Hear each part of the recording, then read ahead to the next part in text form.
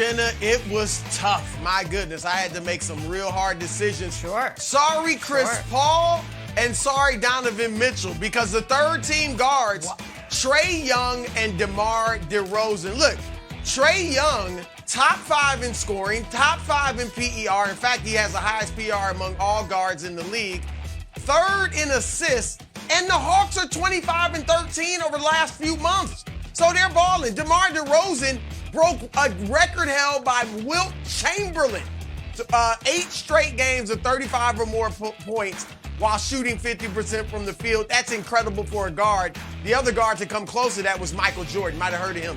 LeBron, only player to make the All-NBA team on my ballot that didn't make at least the play-in. But hey, when you give them 38 and 6 on 52% shooting, you can get on that All-NBA team. Jimmy Butler, I had to pick a Heat player, their number 1 seed in the East. He's their heart and soul, in my view, and the best player. And Rudy Gobert, I know, Nick, you're hating, but Gobert, 71% from the field, number 1 in the league. Leads the league in rebounding, third in blocks. Give him his love. That's my third team. All right, second team, Jenna. More tough decisions to be made, but here we go. At guards, I got Steph. Look, some people are looking, 43% shooting, 38% from 3. Steph's numbers are down. Watch the Warriors. If you watch the Warriors, you see that this guy is so important to that team. Just his presence and the double and triple teams he draws opens it up for everybody else. Oh, and they are having a great season, win-loss wise. So Steph definitely deserving of this. Ja Morant maybe would have had a great argument for first team had he not missed so many games.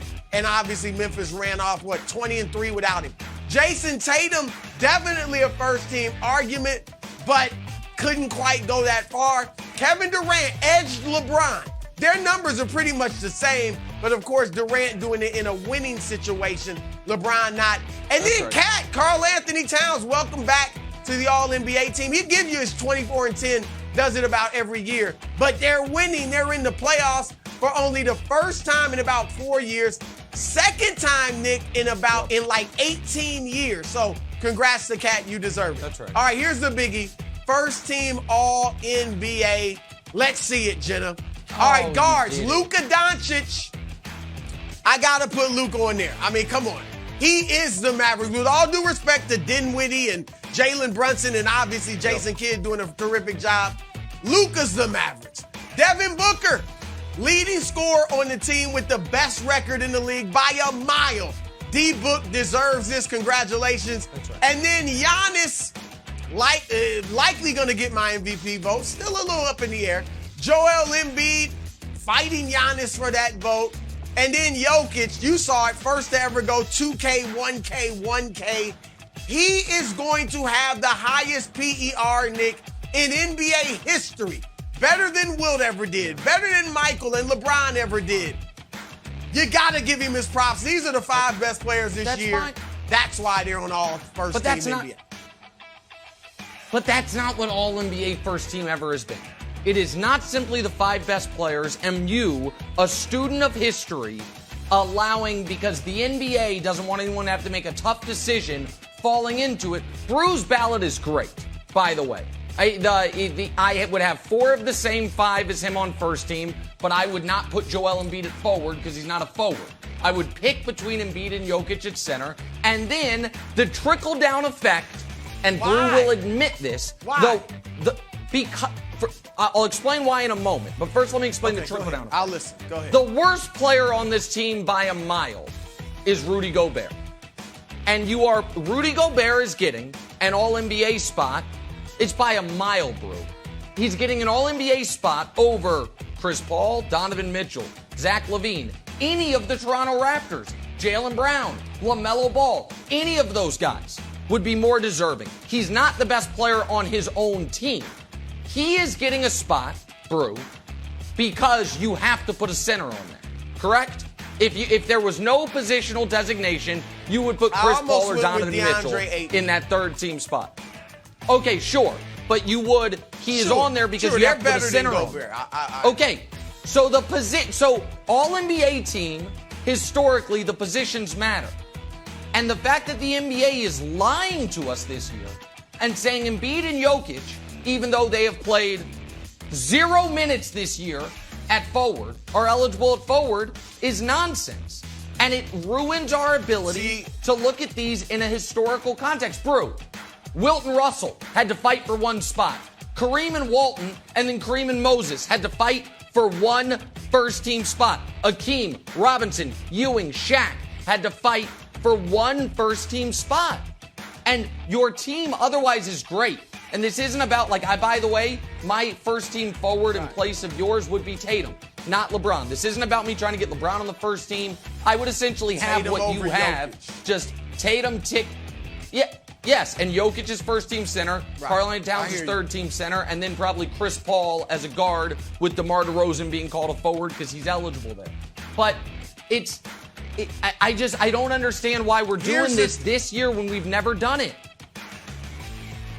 No, see, I would argue we have done it. Because first of all, nearly half the players in the league are listed at two positions, either forward, center, or guard forward. I mean, really, I got the list. Nearly half the players in the league. Yeah. All right. Secondly, Tim Duncan and Shaquille O'Neal were listed. They both made first-team All-NBA 6 straight years. Now, I know a lot of people think of Duncan as a power forward, but let's keep it real.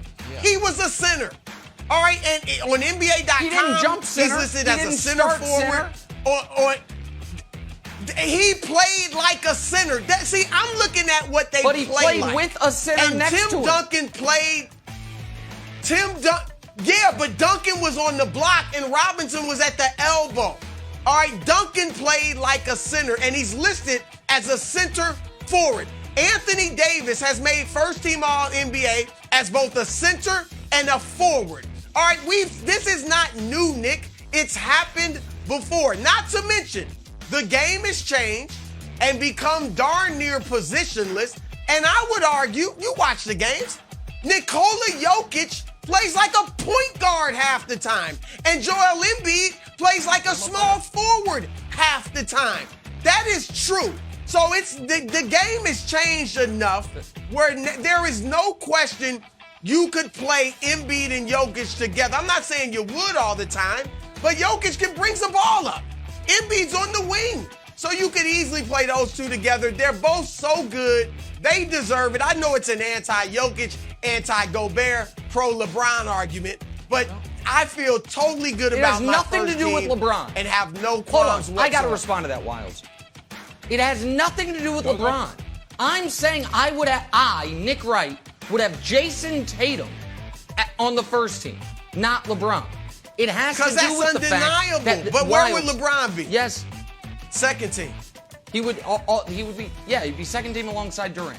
Absolutely. But it's not, I'm telling you, and I hope you believe me, it has nothing to do with LeBron. It has to do with the fact that Wilds, yes, the league is going positionless to a degree, but it is going smaller, not bigger. And it is, for the guys who are listed at multiple positions, aside from Embiid and Jokic, it's like Devin Booker. He plays some at guard, some at forward.